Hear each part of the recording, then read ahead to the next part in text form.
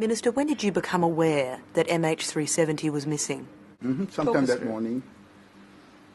What time? Does it matter? In a storytelling sense, yes. Yeah, but again, the timeline will show, and I think when the inquiries actually take place, do you really think that Malaysia can hide the way things have unfolded? Of course not. No. But that so isn't why don't we? This is not a controversial question. Sure, it's not. When you found out. And basically, we're trying to coordinate 26 countries for a search. Now, working into a deep sea search as we talk today, the last thing on my mind is trying to figure out what time that I got that information. Well, I'll put it to you like this. In a storytelling sense for a documentary, Right. take us back to that day, March the Right. 8th. How were you informed that the plane had disappeared? There were phone calls, the DCA, and I'm in a way quite fortunate that I'm also the Minister of Defence. I think no one out there is holding two portfolios. This is divine. And I had calls from the Air Force, so many lines of communication.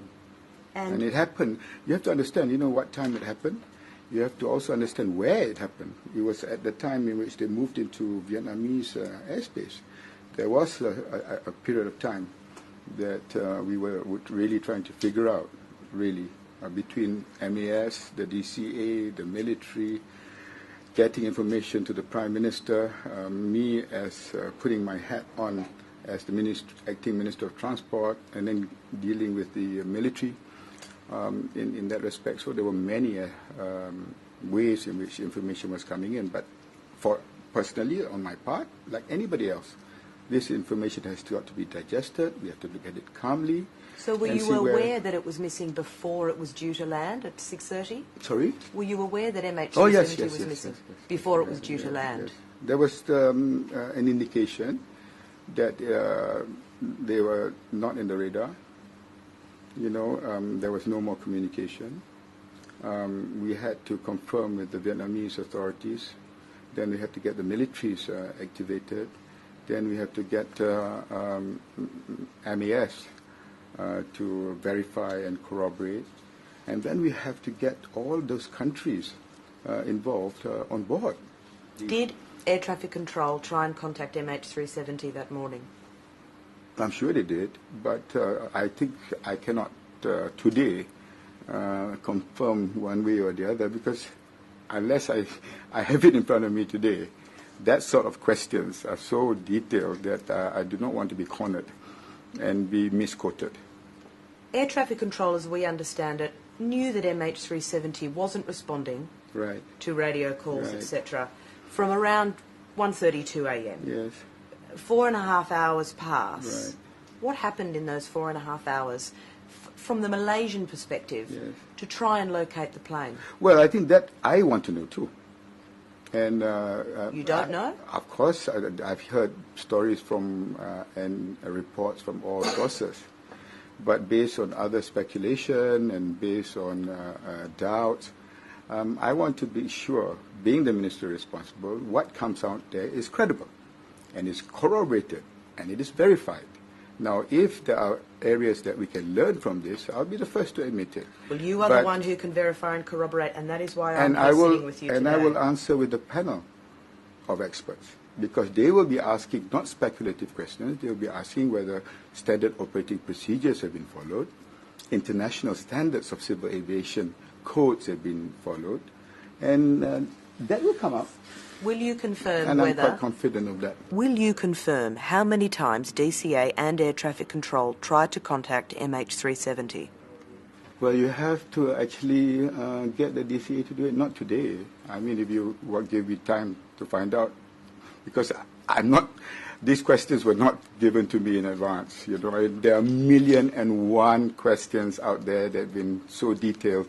I don't think we can answer it all in this interview that we have today. I'm not being defensive. I've got nothing really to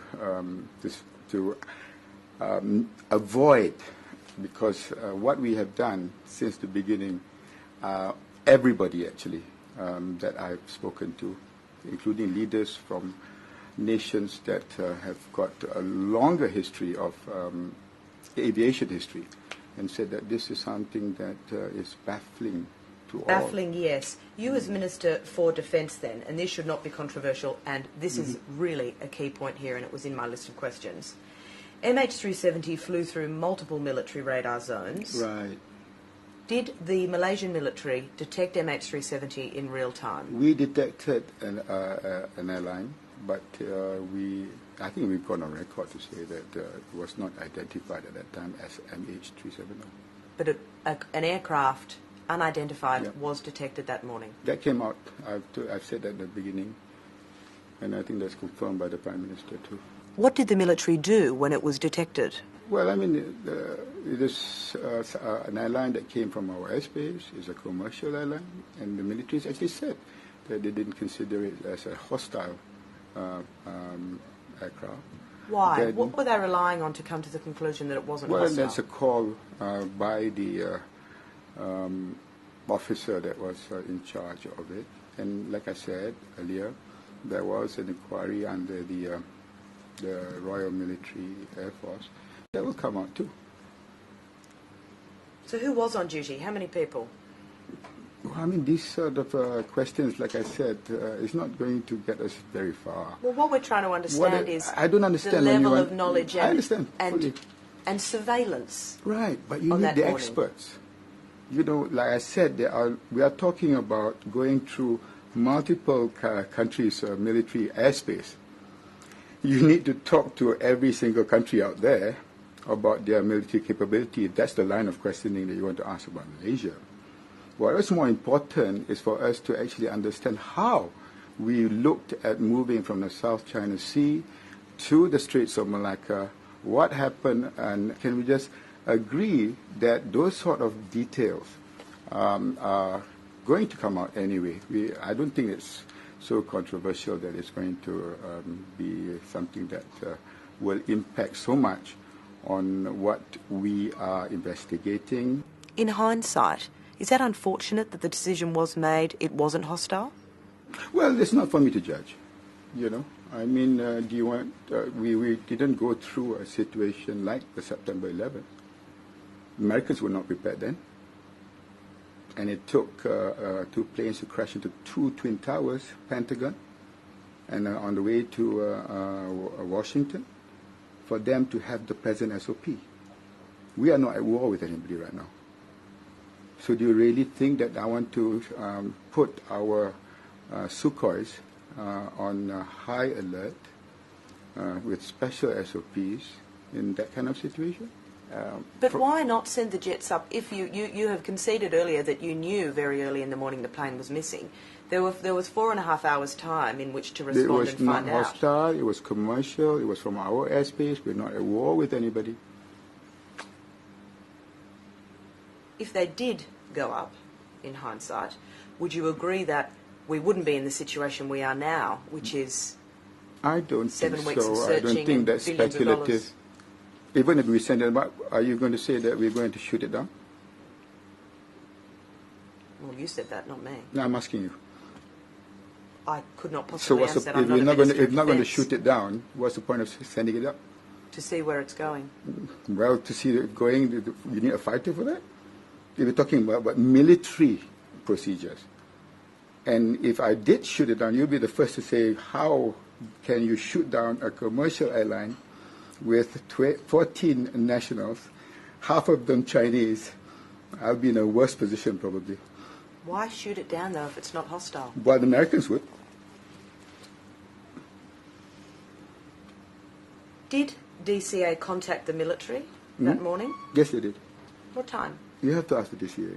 And it will come out, the details. I think this the dates, because I do not want to be trapped by, from my experience in the last 4 weeks, by dates, by numbers, by names, by rank. An approximation. Well, we'll give you the details, Carol, if you want. I can get confirmation. We'll give you the details for your documentary. It has been reported, and obviously. Once it is confirmed by DCA, once it's been verified, I don't think this is something that we I can confirm it today because I don't have it in front of me. But we'll give it to you before your documentary airs. I'm not asking for an exact time. I'm asking now, during this interview, at around what time did the DCA contact the military and alert the military that there was a plane missing? I'll confirm that. I don't have the details with me today. Was it before 6:30 a.m.? I'll confirm that too, because I do not want to say something and then on record and then find out to be not the case. Do you agree that the military detected MH370 in real time? They detected an aircraft, a commercial aircraft. What did the radar show?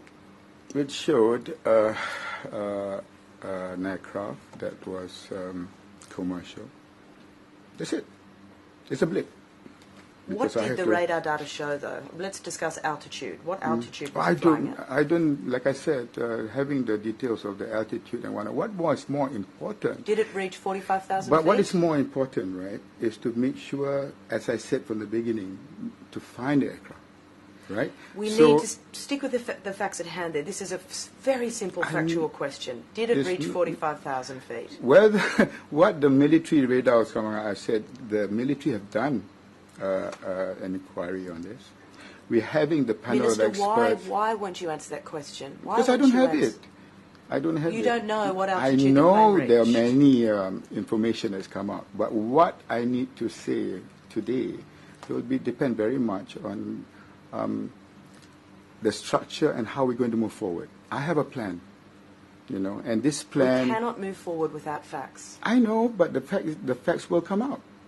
And we will not get the facts today because at the end of the day... But you have stressed you have nothing to hide, so why not answer a simple question around altitude? It's not as simple as that.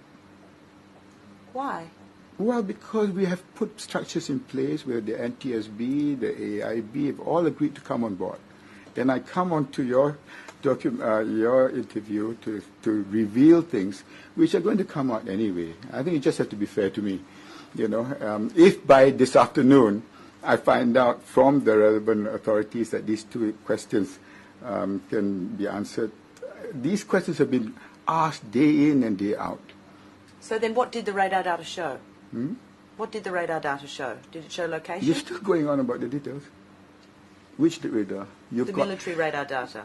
You've got military radar, you've got civil radar, you've got satellite. The Chinese satellite, there are 21 Chinese satellites. One of them actually gave me satellite images in the South China Sea. You really want me to confirm something when even satellite that's coming from a third party has shown to be negative?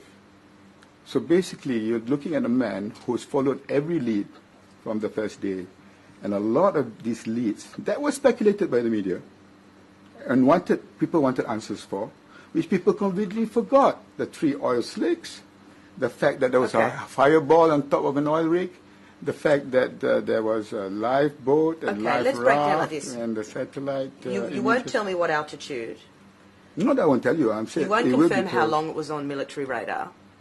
You won't confirm how many people were on duty. You won't confirm whether the DCA contacted the military as in what time.